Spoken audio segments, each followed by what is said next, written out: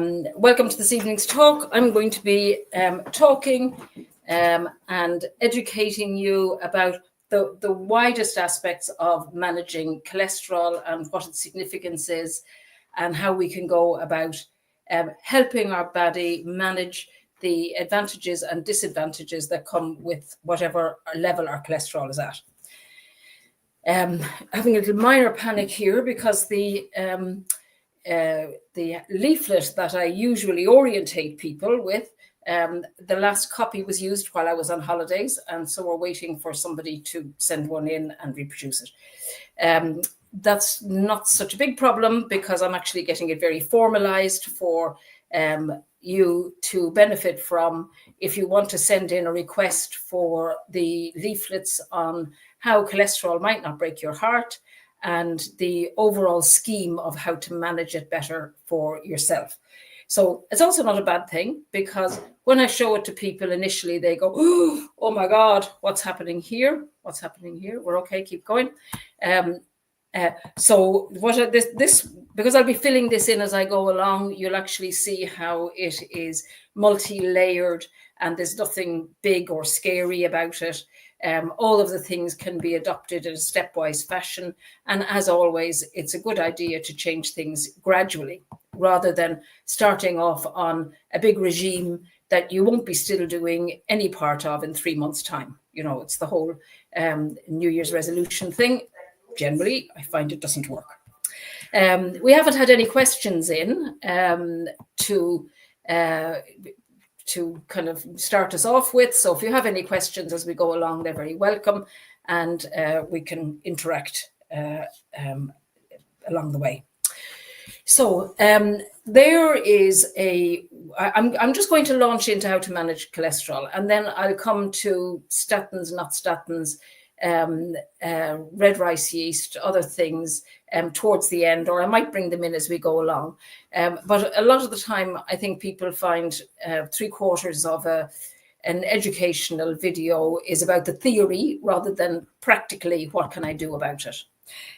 So I'm going to start with, most of us get concerned if our cholesterol is over 5.5, and the LDL is raised and the HDL is normal. All right.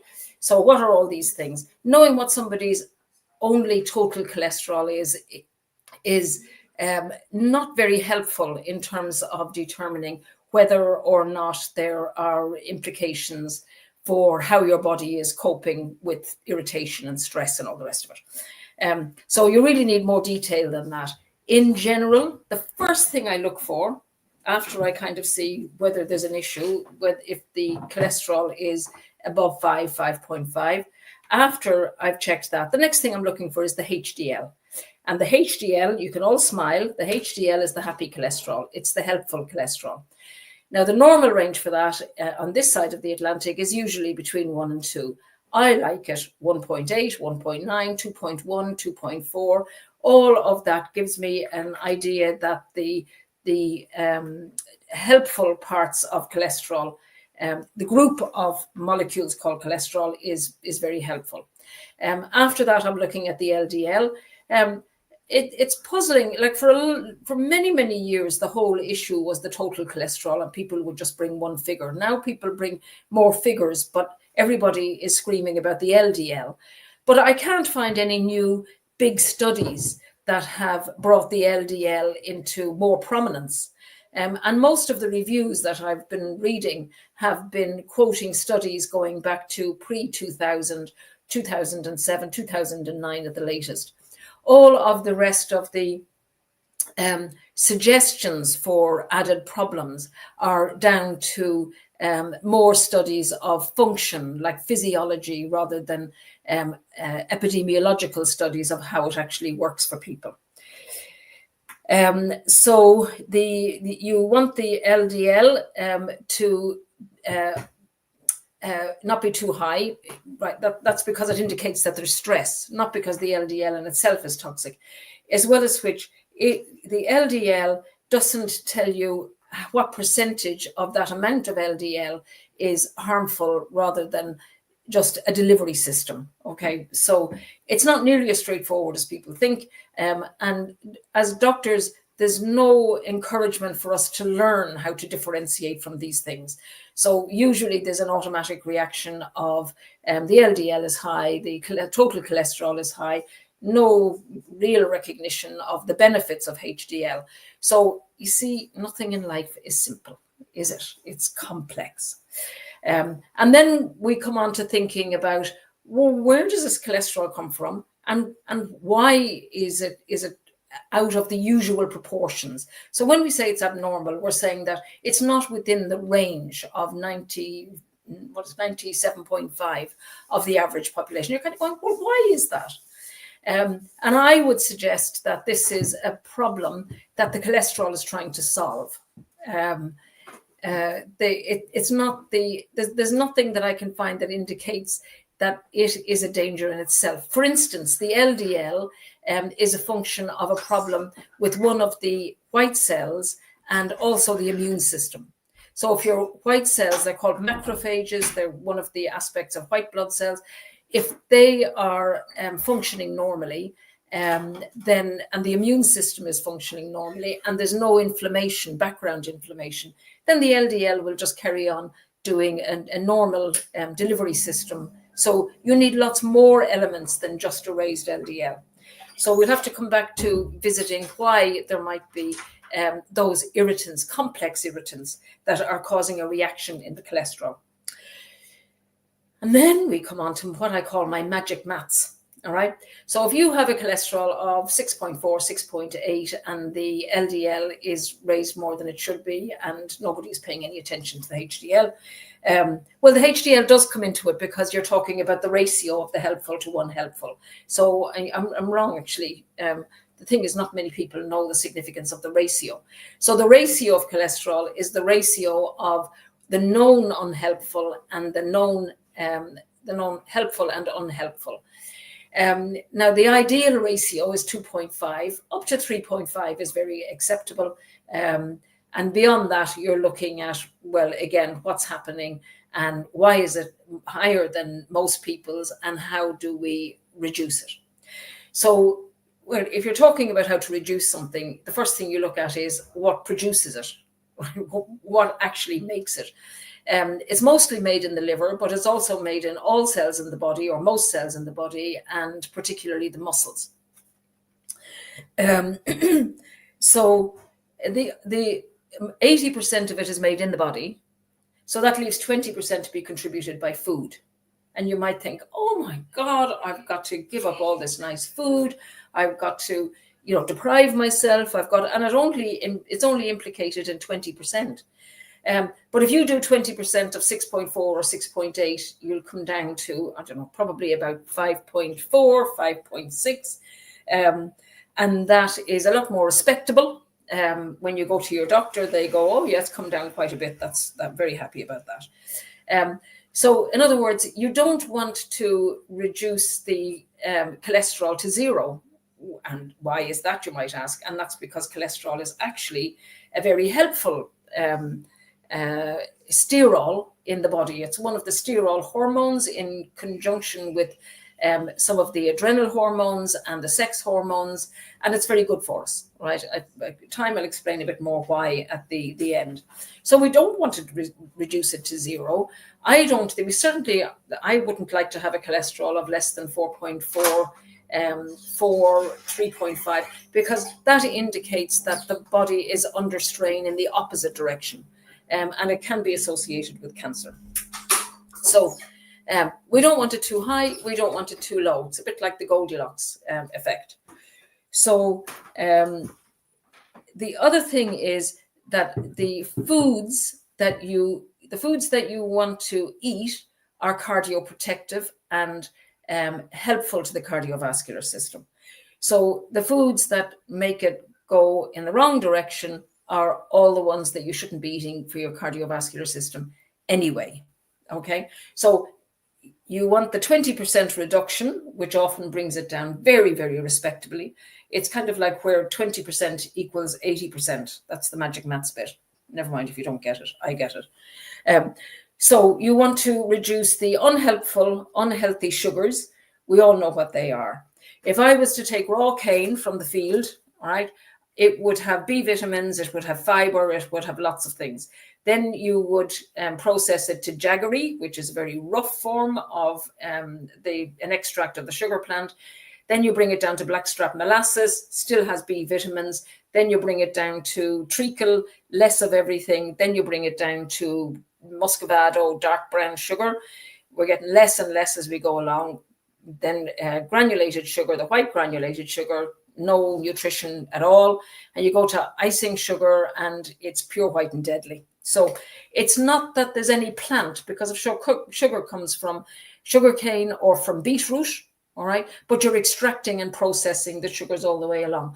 I'll mention stevia here. If you do want to reduce your sugars and you do want to have a sweet treat, who's never going to eat something sweet ever again? None of us. So if you wanted that, you can use green leaf stevia or licorice, right? The licorice root that you can boil and it's sweet. And you can also use sweet Sicily, which is very easy to grow in temperate climes. And we have some in our herb garden out beside the clinic here.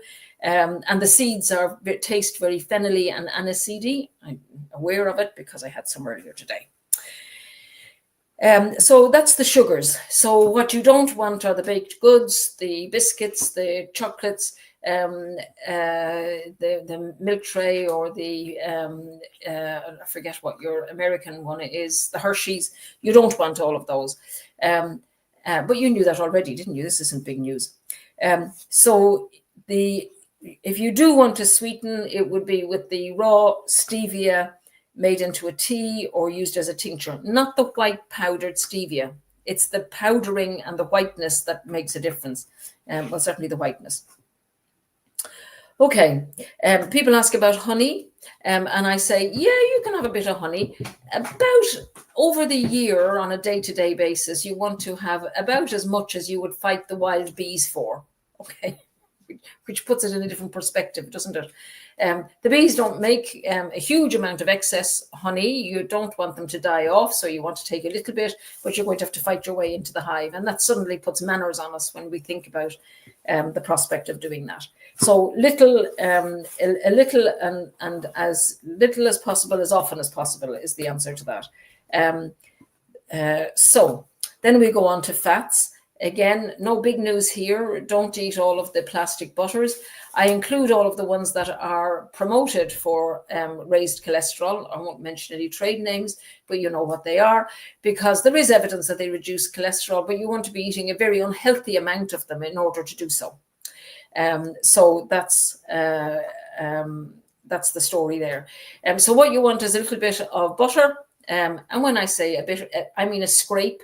A teaspoon in your mashed potato, a little bit here and there, and good quality mayonnaise, a bit here, a bit there, a comfortable amount to make your life, to make the good food diet that you're eating attractive and fun and tasty. All right, so that's the sugars and the fats. So I'll show you. This goes along. I don't think you can see it straight, right? You'll just get an overall impression, and you can have, if you send in your email, we can send you a formal one of the completed system. So that's the sugars and the fats. That's that top corner. So then we have the gut in the middle, right? So then we come down to digestion. If you don't have a good digestive system, you won't have a good microbiome, microflora. That means that'll influence the hormone balance. You won't have good lining barriers for your gut, for your small blood vessels, or your blood-brain barrier, because they're all affected by the same things. And if I was to tell you that 60 to 70% of your immune system was in your gut, you would realize how important it is, because we've said that the potentially unhelpful cholesterol needs to work with an under par immune system in order to cause the damage, all right, and in the background of inflammation. So a nice tidy digestion with very little bloating, reflux, acid indigestion, constipation. You want your digestion to just be something that you eat your dinner, you eat your breakfast, you're not aware of it. All right, that's a good one. You go to empty your bowels every day, at least once a day. And it's all comfortable. If not, before you deal with anything else, you need to deal with your digestion, right? So, and all of the ways of eating and the herbs will also be helpful for your digestion. If you have bloating, it means you're fermenting your food, and and you need a probiotic as part of the in addition to a food regime. All right, so we're going to look now at the other big thing that influences cholesterol, the digestion, elimination, and the going on to the bile production, which is directly impacted by cholesterol, or vice versa, the other way around. So you want fiber. There's two kinds of fiber. There's soluble fiber and insoluble fiber. Soluble fiber is the softest soluble fiber, which is like blotting paper. So you can use this even if you have irritable bowel syndrome. In fact, especially if you have irritable bowel syndrome. So that would be slippery elm and mallow. And then a less expensive, because we're very practical here, a less expensive husk that's not nutritious and not as good a prebiotic, and is sometimes a little bit harder to tolerate if you have a very poorly digestive system, would be psyllium husks. That's Psyllium, psyllium husks. Here you go. This is what it looks like. It's like a bit like powdered rice, but it's soft. All right. This is and you would mix that with a yogurt. You can mash it into potato. You can mix it into your stew or soup, or you can just mix it in a glass with warm water and down the hatch, and then take a drink of water after it. You can put it in your porridge, actually. That's probably one of the easiest ways. You can mash it into a banana. So that goes the same for the slippery elm and mallow. So they're very, very good. The other thing that's very helpful is in your diet is fenugreek. Anybody who makes their bread, fenugreek is very helpful. It's one of the curry herbs. You can also soak them and sprout them. That makes them a bit easier to take. They're also very good for all the sterol hormone balance. So if you're menopausal, premenstrual, PCOS, you're getting the picture, guys. This is all overlapping with good stuff for lots of things that you might be complaining of. So you want soluble fiber. And if you have too much of something, you want to know what you make it from. So we've said you make it from fruit. It's contributed 20% by food. We'll come on to why we develop an excess of the other that is influenced by the other 80%. But the other obvious question is, well, how do I excrete it? That makes sense. I have two people here. Are they nodding? Yeah, okay. So I do have a nod. It does make it easier to have a live audience, right? So if you have too much of something, you want to know, how the hell do I get rid of this? So the fiber and the bile working together. So the bile means that you want to normalize your liver. Now, this is very important because many people have high cholesterol in conjunction with other chronic inflammatory issues, one of which is non-alcoholic liver disease, NAFLD, fatty liver disease. So non-alcoholic fatty liver disease. So for either that as a feature of your chronic inflammation, producing bile and eliminating, excreting and eliminating along with fiber is a very, very nice solution all round. We need about 15 grams of fiber, and the average diet in the Western world is about 7 to 8. So we'll come on to some of the ways of doing that. So, well, we've done some of them: the Silbury elm, mallow powder, and the psyllium husks. All right. The other way of using up something which is involved in the whole energy system is exercise. Okay. Now, again, I could do a whole video on the exercise, but what you want to do is 3 different kinds of exercise. You want to do stamina, flexibility, and aerobic. So you want lots of stretching, twisting, turning, walking, uphill, downhill, on sand, on grass, anywhere in a natural environment. Do some forest bathing.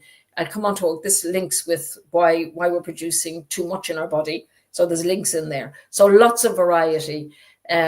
If you're highly stressed, then things like qigong, yoga, aikido, tai chi, any of those things. Because many people, if they're very stressed, they have an overactive brain, and they find it very difficult to meditate. So this is a way of meditating while doing something which is less aggravating for people of some constitutions. See, there's lots of different constitutions, and we're all different.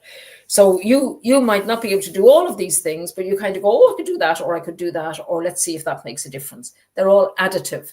They're better than that, actually. They're additive, cumulative, and synergistic, right? So if you do 2 or 3 of these suggestions, then you get more than the sum of the effects. You get additional benefits as well. Great. Okay. So then we go on to talk about what foods, that's on the wrong side there. So foods, and I'm sure many of you know many of them already. Lots of the spices, cayenne. There's one here that people don't often know about, and that's celery seed. This is the seed of the celery plant, and it is very good for the digestion. You're another big one here. What's this? Is this cinnamon? Is that cinnamon? Turmeric. Wow, look at that. That's turmeric. Now that is turmeric. I actually say to people, any of my patients that have known me over the 25 years know that I used to say to them to go to the Asian shops or somewhere where they have a high turnover to buy their turmeric. But in fact, I went to a conference about 8 or 9 months ago, and the amount of false turmeric and cinnamon is very high. Now, you're still likely to get better stuff in the Asian shops, but unless people really know their stuff. So when people are coming to us anyway, I suggest that they get it here, not because I want them to have good stuff. That's the main reason. So turmeric, we've mentioned, and turmeric, take it alongside black pepper. I think there's lots of exaggerated bonus effects attributed to black pepper. I like it because it has endocannabinoid CBD. It supports our endocannabinoid system, which is very good for stress, and it's very good for the circulation in its own right. And the two work very well together. When you're using the turmeric in traditional medicine, Ayurvedic medicine, it's always used with fatty food. Would that be right? Yeah. And where are you from? One of my audience here. You're from Kerala? India. I came Tamil Nadu. Okay, but you use it because I worked with a lot of Asian doctors, and they would have used it for their flus and anything that they were unwell with, but they would always use it with ghee or fatty yogurt or something like that. Yeah. Thank you very much. And that makes a big difference to the bioavailability, because there's a lot of misplaced information, right? Making claims for isolated curcumin, as though all of the Indian grannies didn't know why turmeric was helpful. Okay, they knew it because they were taught by their grannies, and it did work, and it was helpful. So we don't need isolated extracts, constituents to enhance bioavailability. And I could do, that's another whole topic, but just to let you know. So turmeric and black pepper and the celery seed. I'm going to put in here now as well nigella seed. And herbs that are very good, just hawthorn, olive leaves, lime flower leaves, And then they would be very generic things. And then for any individual person, if they needed restoration of their digestive tract, mucous membranes, to seal the barrier, any of those things, they would have individualized herbs. Hard to know that chamomile wouldn't have a role in there. So I'll write that down just as a very generic thing. Okay, so we've done the digestion, the microflora, the fiber, and the bile. So then we'll go on to the other big axis of effect of on this system. And I'm going to do just arrows up and down here. Right, so if I show you this middle section to this side of the digestive tract, it's back to front here, isn't it? Yeah, here. So we have the pineal, the pituitary, the hypothalamus, a mutual up and down interaction with the thyroid gland, also with the adrenal glands, also with the sex organs, right? So each of those have loops. I call it the Olympics of hormones, coordinated by our own internal personal pharmacy, otherwise known as the pituitary gland, because that balances all that's happening in the nervous system, in the brain, and the hormone system. So it's like your own pharmacy. So we want to do everything we can to keep this happy.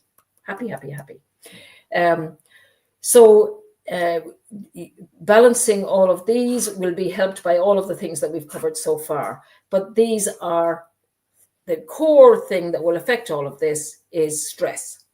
All right. I did make a few notes about, because what does stress tell us? I mean, stress. Everybody who's ever lived was stressed. There's never been a society where we weren't stressed. Actions, let me just see.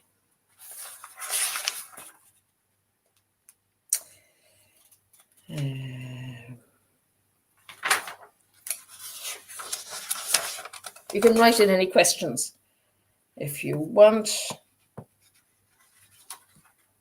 Cholesterol.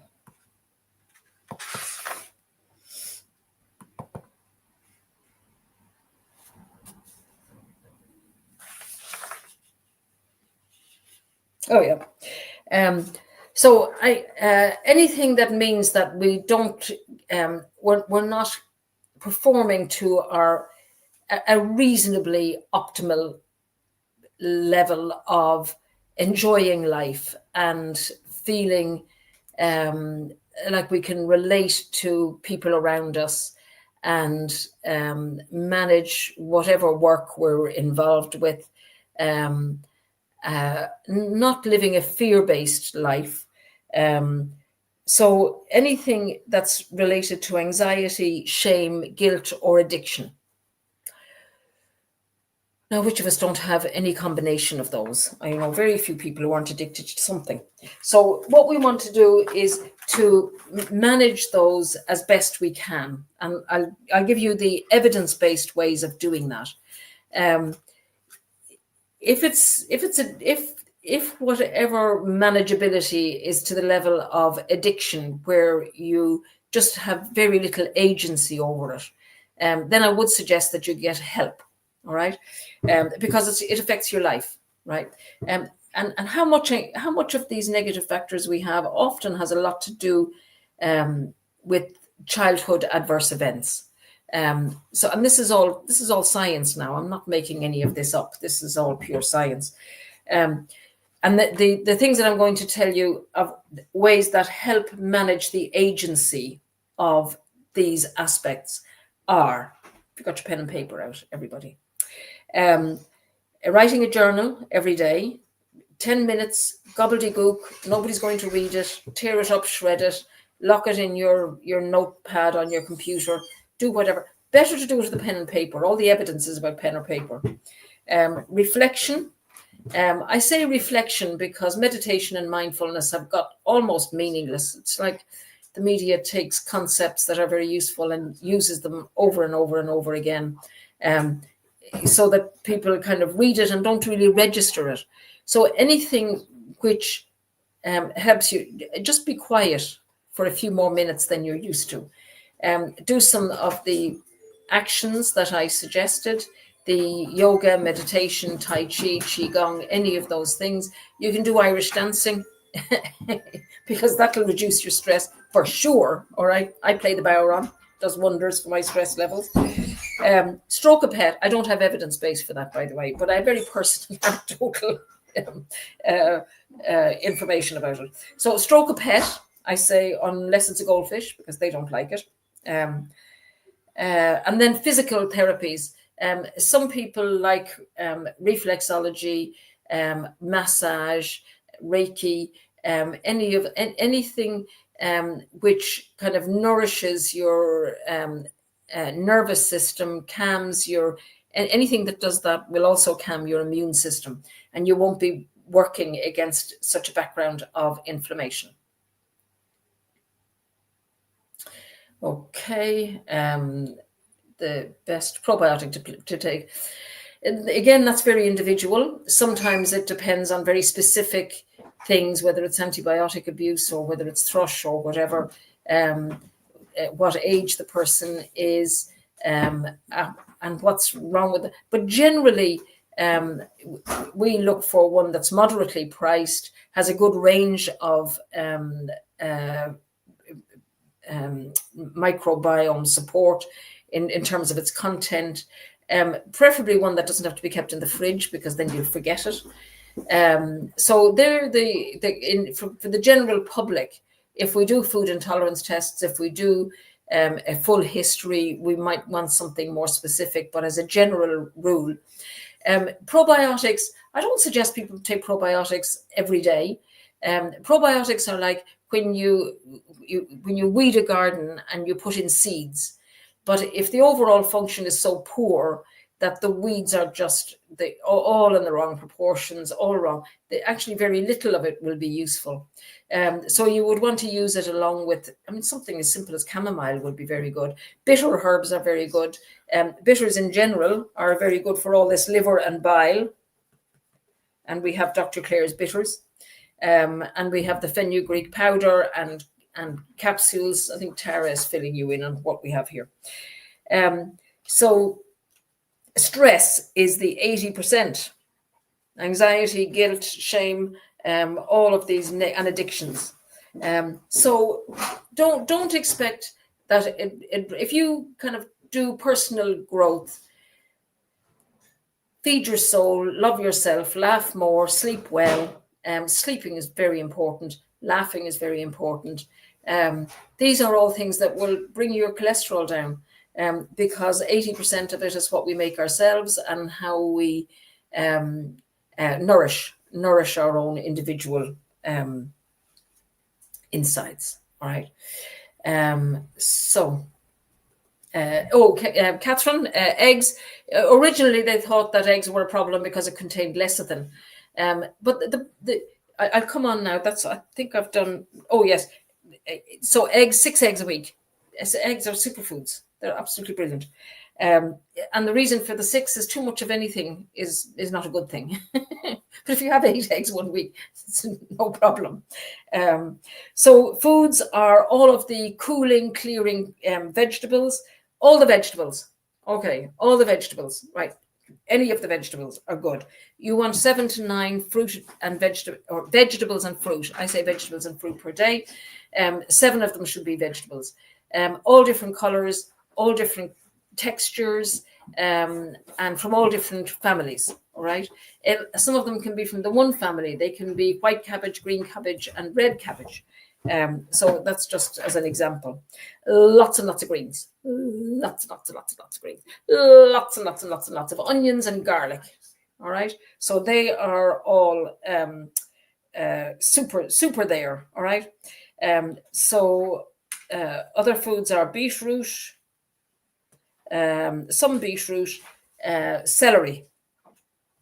There was a lovely piece of research that showed that if you had 5 sticks of celery, you could bring your cholesterol down by every day. You could bring your cholesterol down by 2 in the total cholesterol. Now, I don't know anybody who wants to eat 2 sticks of celery. I'll tell you a tip about celery, though. If you get one of the peelers, if you have a long stick of celery and you have one of those, what are they called? What are those U-shaped peelers called with the blade across it? Anyway, you know what I mean, with the handle. Julienne sort of thing. Yeah. And you strip zester. the zester. You strip the stick of celery this way. It breaks up the fibers. And a lot of people find it difficult. The texture of the strings of fiber, they find it quite difficult. Otherwise, just put celery in everything that you put in the pan, in the casserole, and in your soups and stews. So celery is plus. Eggs we've talked about. I'll think of other things afterwards. Wait till you see. Oh yeah, cucumber and courgette. Oh, and the most important thing about vegetables is that you keep the skins. I buy organic carrots and potatoes almost all the time. They're virtually always available. But if you don't peel them, you're actually paying the same price, because otherwise you're wasting the weight of the vegetables that you would have saved the money on. Do eat organic vegetables as much as possible. It's certainly well worth it. Okay. Right, there might be more. Artichoke, any of the bitter foods are very good. I've just come back from Greece, and there's artichokes growing in all the gardens, particularly popular in France. So anything that's bitter. Tara is lots over of questions there, coming in here. and she's a nutritionist. Anything you want to add? No, to the foods? We're doing good. Okay. So now that was it. I wanted to give you the what to do before a whole load of theory. So let's do, one of the reasons why all of this stress is so core is because the tone in the vagus nerve is as a part of the cholesterol response. So, and that's the evidence that I have, that it's a response to stress, where the body is trying to protect itself. And that brings me back to the first point that I made when I was thinking of chatting to you guys, is that we're going to presume some things. We're going to presume that the body has an inherent drive towards rebalancing and healing. That is a concept common to every indigenous traditional medical system all over the world since time began, right? Since prehistory. So what you want to do is, so if the body starts producing something in excess amounts, that's my first assumption. So then you're looking, what's irritating the body so that it's doing this response. And the other thing is that if the body responds to irritants, there's a good probability and a lot of evidence supporting that the body also responds to self-care. So this is what the leaflet is about. Okay, I've done the probiotics question. Just give me some questions here. What can boost energy? All the bitter foods, 7 vegetables a day, a good sleep regime, so sleep is so important to energy. And also adding fermented food, right? It's just sauerkraut. You can also get fermented carrots. You can ferment your own food. YouTube is fantastic. All the generous people that I'm very happy to contribute to. So fermented food for detoxing. Is milk thistle the best for detoxing? Is it enough? No, milk thistle isn't enough. Milk thistle stimulates the enzymes in the liver. So that's a bit like having, I don't know why I keep coming up with the Barbie doll factory, right? A Barbie doll factory, and you go in and you get the workers to make 5,000 Barbie dolls, but you don't have a distribution system. You don't have the shops to send them out to. So they're packing, but there's nobody to send them out to. We know that concept, don't we? Because we produce all of these and we look for places to go and send them out to so that you guys can benefit from them. We also have a bitters detox. Bitters, so if you don't want to eat the foods, then you can have a lovely drink of bitter medicine. Now, see, this is the thing that I love about the herbs. all the time you're drinking the bitter herbs, they're actually changing your sweet receptors to bitter receptors. So it helps with the craving, right? Given that I think 80% of people find that food is an emotional crutch, and probably 15 to 20% of us would describe ourselves as food addicts, right? Now, actually, that's wrong. Not food addicts. Believe me, I'm not addicted to broccoli. So ultra-processed food addicts, there, I'm out of the closet. So the milk thistle will increase your enzymes, but you need things like dandelion root. Okay, and we have dandelion coffee over there. Rochelle, do we have dandelion coffee in front of you there? Rochelle is one of our herbal medicine students who's sitting in with us this week, and she's studying with Heartwood. So shout out for Heartwood Professional Herbal Medicine course. And this is dandelion coffee. Now this is grains. I used to grind it, but I don't anymore because it doesn't really need it. And it tends to go through the coffee bean grinders because it's quite oily. I bet you never realized how oily dandelion roots are. So these, I use half coffee and half dandelion root, and absolutely fine. So that's a very good detox. I rarely or never use milk thistle without other bitters, and the commonest one and the most floor shock that's generous from nature. One of the things I love about herbal medicine is that it's all about abundance. I can go on a walk and show you. When I do a herb walk, people say, how far would we go? I say, you'll be lucky if you get further than 100 yards because there's so much to talk about. And we will be putting up our herb walk soon, won't we, Tara? Okay. So for lethargy, and especially if there's any digestive problems, raised cholesterol, other signs of congestion, you know, eating all this food, not walking enough, not being well enough hydrated, it tends to congest everything, and the bitters are very good. Did you like that little demonstration? Everything is busted inside and wants to be cleared. All right, I'm going to go back. I've got another questions here. Irritating protective response. So how do we excrete it? How do we strengthen our vulnerabilities? Yes, if there's a problem with the digestion, we need to heal the digestion. And that's things like herbs like plantain, chamomile, and calendula.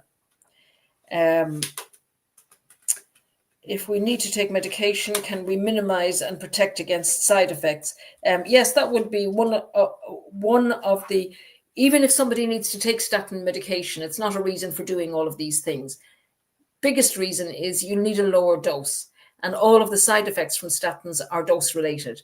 So you doing all of this, it's not a question of do I do all of this natural medicine approach, functional medicine, herbal medicine approach, or do I use statins? This is all collaborative. I describe what I do as collaborative medicine. And by the way, I'm also relabeling Western herbal medicine as classical herbal medicine, because we come from Hippocrates, Greece, Rome, and we're not west of anything, all right? And I'll mention that at the end. So the irritants that are causing all of this are industrialized foods, alcohol, cleaning products, clear out everything under your cupboard. And YouTube has great YouTubes on how to clean with natural stuff.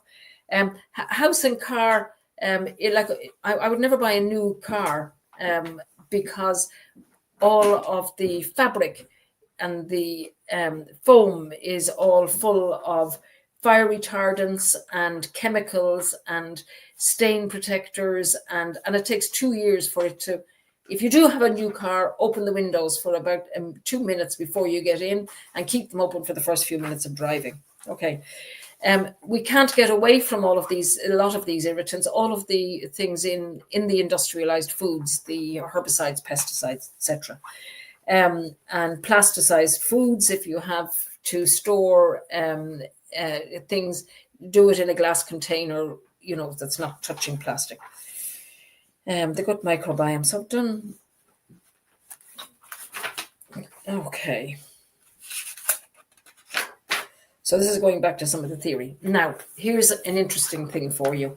Just so you know that this is not my personal opinion, that all of these things should be tried in full with mentoring and support from a herbalist if you need it. Try all the DIY things first. If it's still persisting, come and see a herbalist, go and see a local herbalist. There is a very useful website which is called thennt.com, and we'll put this as a link at the end.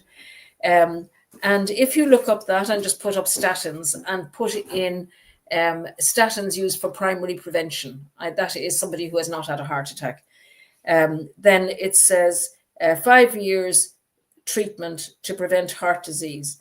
It is very effective in lowering cholesterol, but the benefits, no lives were saved. 1 in 104 patients was prevented from having a heart attack. A heart attack was prevented in 1 in 104 patients taking statins for 5 years. And 1 in 154 patients were prevented from having a stroke by taking statins over 5 years.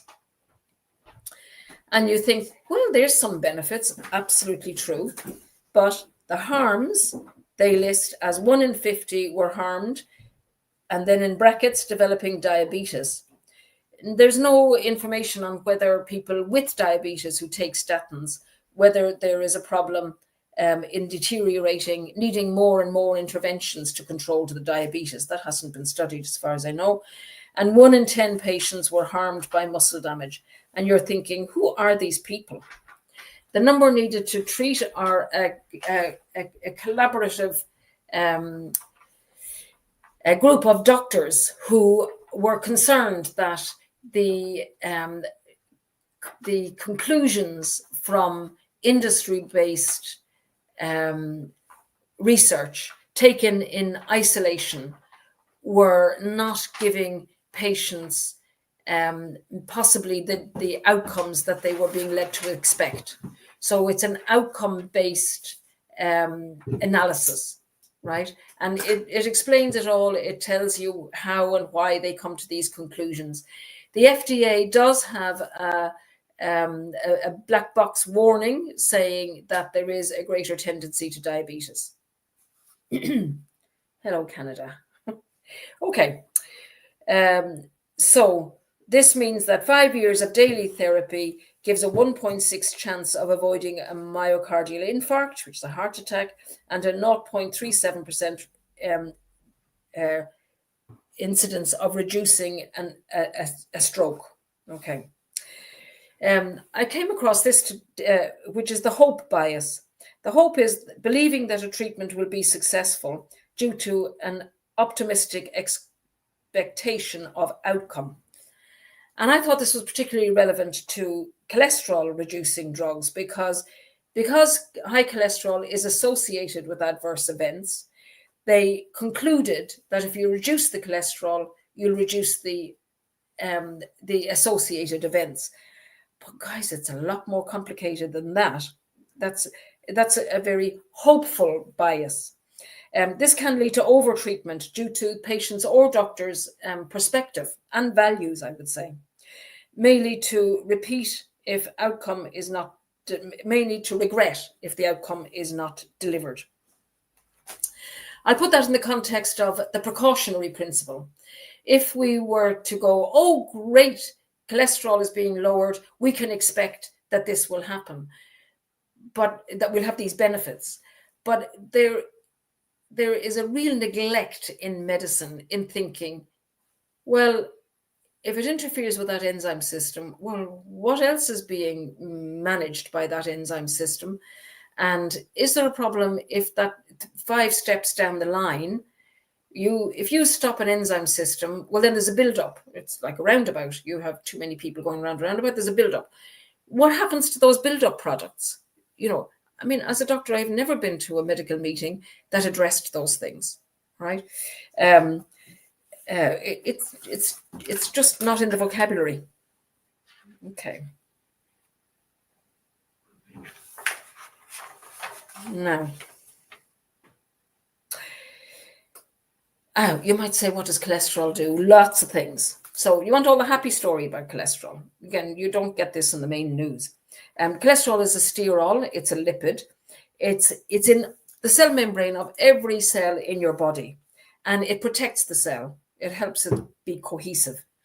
It influences the flexibility of the cell membrane, the fluidity, and the stability. And then the special areas that are rafts, that are this kind of other, is affected by temperature. It makes it more of one effect if your environment inside is too hot, and the opposite if it's too cold. And guess what, guys? All of the temperaments of all of the natural traditional medicines go with hot, cold, wind, damp, earth. But hot and cold is the difference. Hot and cold is the difference between being alive and being dead. Right? That's number one.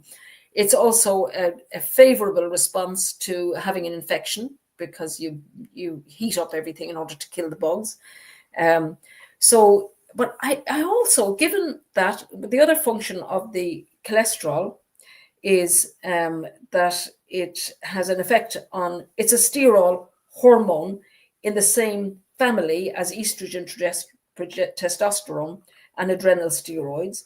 It aids digestion because it's involved in the production of bile. It's a component of bile. It is involved in the production of vitamin D, all right, which has an effect on the immune system and the muscle system and lots of other things, and also involved in nerve function. So all of these things, you want a beneficial effect. You want a nice, happy level of cholesterols, and it becomes unhappy in the context of inflammation, macrophages, and an imbalanced immune system. And most of the cholesterol that we make in our body is made in the liver and the intestine, and quite a lot of it is also made in the muscles. Okay, so I think that's enough theory, don't you? How are we doing for time, guys? 2 more minutes. 2 more minutes. And we've got lots of questions here. Is it common to have raised cholesterol with hypothyroidism? Aha, very good question. And you can see why. If I go back to here, all of this is interlinked, right here. So the bile, the sterols, the sex hormones, the thyroid, the pituitary, and the hypothalamus. So yes. Repeat the cholesterol ratio. The cholesterol ratio is very, very happy at around 2. There's no normal range because it's not a number in the body. It's a relative amount between the total cholesterol, the triglycerides, the LDLs, the HDLs, whatever. So it's like an overall picture. So it's much more useful than the total cholesterol. So the ratio over 3.5, you're kind of looking at the individual aspects of the cholesterol and seeing if it's 3.5 because your HDL is raised above the normal level. Happy days. Okay, so you have to look a little bit more closely. Is sugar HDL or LDL? No, it doesn't work like that. The sugar is unhelpful for all the lining of the digestive system. It promotes inflammation. You want bitters for the bile, not sugars. And it stresses the pancreas. Oh, I didn't put the pancreas in here. No pancreas. Okay, so there's the pancreas. So the pancreas, having blood sugar levels that go up and down very rapidly is very bad for mood and stress and everything else. So it reduces HDL. It would not directly, but the indirect effect of too much sugar is to squish the HDL and tend to elevate the LDL, but that's an indirect proportion. And it's Does menopause affect the cholesterol? I would say yes, because of all of this link here.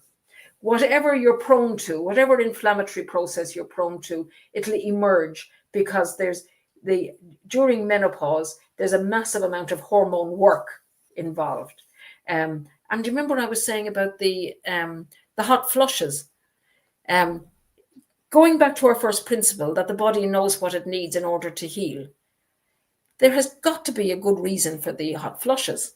And I've had them. They're not pleasant. And I was prescribing HRT when I think very few other doctors in Ireland were prescribing it, when there was the whole scare about additional incidences of breast cancer.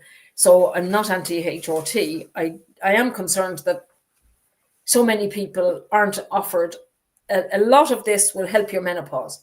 All of this is this, especially the fenugreek, especially the fiber, especially the bile, especially the bitters. All of that will improve your menopause symptoms. All right. And all of the things associated with it, the stress and the sleep and all kinds of other things. All right. So yes, I would say there is an effect. It's but the menopause is a transition. It's not a disease. It's a transition. And HRT is not a replacement therapy. It's a menopause support therapy. It's a supportive treatment. It's not a replacement therapy, because it's not normal to have estrogen. Like, replacing insulin is replacing something that's needed, that's not being produced, and that would normally be there. All right, you get my drift. Eggs, if there's a family history, you say consult GP. Consulting GP only needs medication. Okay, I don't know what to say about that. Not always. GPs are, as GPs, we need to take the protocols delivered by the profession. And because GPs are generalists in everything, and because the teaching is entirely about, like, I've done a lot of work on figuring all of this out, and there's a lot of specialist knowledge in there. The GPs, expecting GPs to provide natural solutions is like going into a shoe shop and asking for a bunch of bananas. It's just an unreasonable expectation. There's no training in natural medicine. There's no training in nutrition. There's no training. You can't fault people for what they've never been, not having what they've never been provided with. And they work, my colleagues work so hard, and so many do the best they can under very challenging circumstances. So I hear what you're saying. So do your own homework.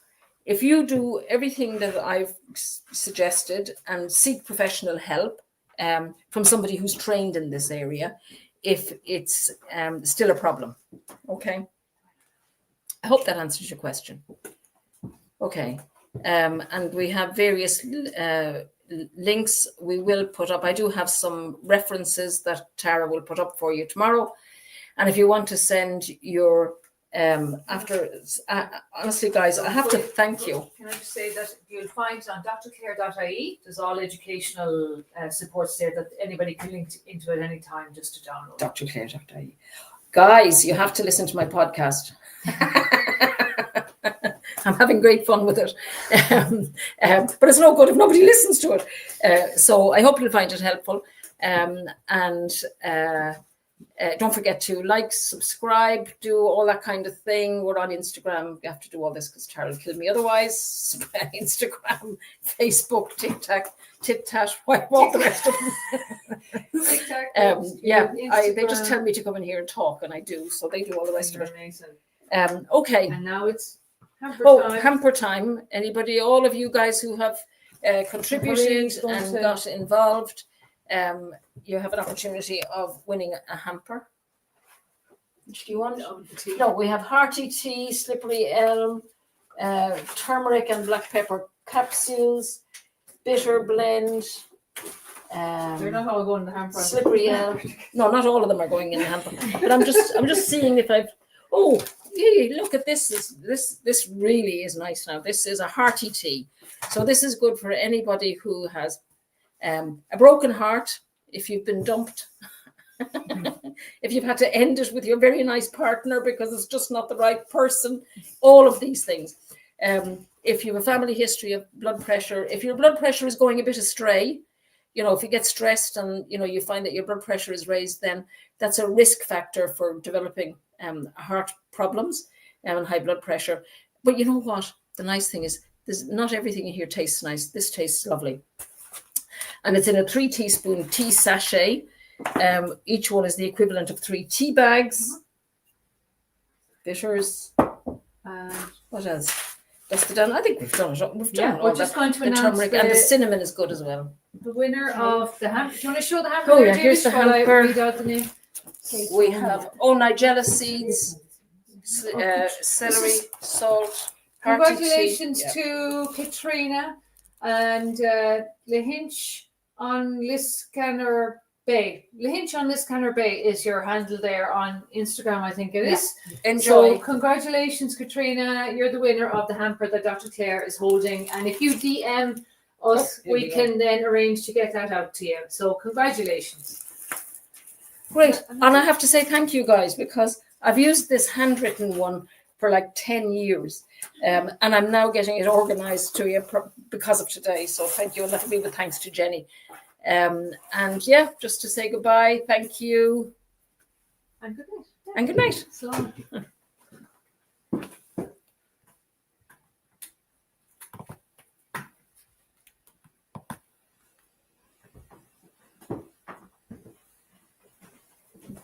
I think I'm still there, am I? Yep. There we go.